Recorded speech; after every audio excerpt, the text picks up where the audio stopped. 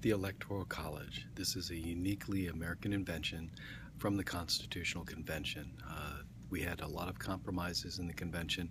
We had the House and Senate being created with the Connecticut Compromise, the Three-Fifths Compromise, the Slave Trade Compromise, and then we had the Electoral College.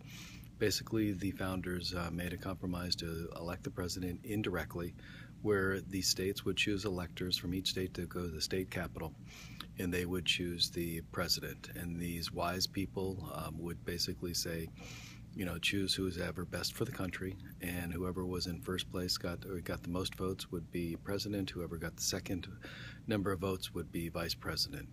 There were no political parties at this time, so these were actually discouraged, and Madison and Hamilton were trying to discourage factions and parties with the Constitution. So this worked well under George Washington because he really ran unopposed. And then we had a problem where there was a president that was one party and a vice president another party. So we had to change that with the amendment process to fix it. So currently right now what we have is basically a system where the political parties choose electors that go to the state, and it's very interesting where right now is whoever wins the state popular vote. So you have an election, whoever wins the popular vote gets 100% of the electors. There's no splitting them up. It's not any by congressional districts. It's not by proportional. It's winner take all except for in two states, and that's Maine and Nebraska. They have small numbers of electors, and they do it by congressional district, and those are the only two states. Now, the states do control how electors are chosen. So some states have decided that they might want to go to congressional districts because that favors Republicans. There's more Republicans in the House, so that would be a system where they could. My only feeling is really it should be the same no matter how you do it. So if it's going to be congressional district, it should be all congressional district. If it's going to be a winner-take-all, it should be all winner-take-all. Or if it's proportional, it should be all proportional. But doing it how it benefits your state just to win elections and be that political, I'm really not for that. So you've got a winner-take-all system. You have the number of electors are based on the number of senators and number of House of Representatives. So we have 100 senators and we have 425 House of Representatives, and it's by state. So you can't have less than 3 votes. So you've got states like Wyoming and Montana, Delaware, Alaska that have 3 votes, 2 for each senator, 1 for the House of Representatives. And then you have a state like California that's got 54 votes. They've got 2 for the Senate and 52 for the House. So you've got a large number. Next largest is New York, and then you have Texas, and then you have all the large states with their representatives.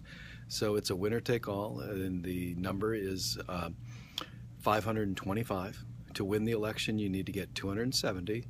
That's half plus 1. So that's the key number is 270 electoral votes, and then you can win the presidency. And then basically there's no voting or no electors for the people in the territories. We do have electors in Washington, D.C., even though it's not a state. Constitutional amendment granted them 3 votes. Election night is November. It's the 2nd November after the first Monday in November. And we all basically vote, and the Electoral College goes in and votes in December, and then they count the electoral votes in January. So it's an interesting system where you can actually win the popular vote and lose the election. Last time that happened was in 2000 with Al Gore winning the popular vote but losing to George Bush based on the electors. And the voting in Florida was very key. Whoever won that state won the election. It's also happened about 4 times in our country, so it's not perfect. It's been about 10% of the time it hasn't worked in the right way. Most people feel that it helps the small states. It also allows and makes the president get more than just a few big states. They have to go around and have a coalition of states. So you can't just have 5 states and win the election. Now maybe sometime in the future you can.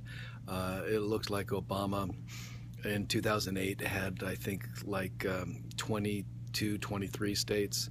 But maybe about half of them, so it was close in the number of states. Now, population-wise, he won by quite a bit. Electoral College, he won by quite a bit. So it was a landslide in Electoral College and popular vote. But by states, it really wasn't. There was more Republicans voting for John McCain than there were President Obama. Small states like this, it's tradition. We do it, but a lot of people are thinking maybe we should get rid of it. It was created because of time travel and because of we needed smart people to do this and we weren't educated, but all the issues for having the Electoral College are gone away. With the internet, with the media, people are educated to make the decisions. People can go to their voting booths and make the decision. There's really no reason to have it. I also look at when we basically helped Iraq start their own country and constitution, and Afghanistan, neither of those countries we put in Electoral College. No other country has an Electoral College. It basically can cause people not want to vote. Well, why vote? Because my vote doesn't matter. I happen to disagree because we've had cases where states have been picked by 500, 1,000, less than 500 votes.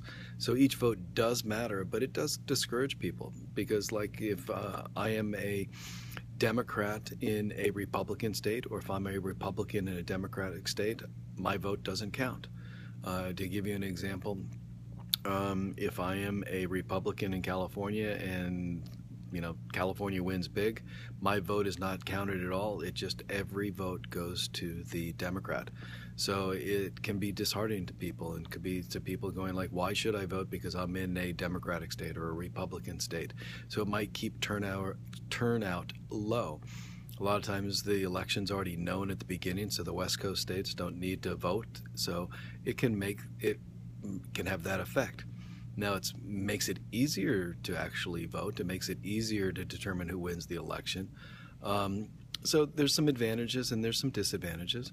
In reality, the small states don't have an advantage. The large states don't have an advantage. What we see right now is there's probably maybe 5 to 8 swing states, and that's where the president candidates actually go, and that's where they campaign, and they try to get those voters to vote for them. Because most Republican states will stay Republican, most Democrat states will stay Democrat, and it's those swing states that determine the election.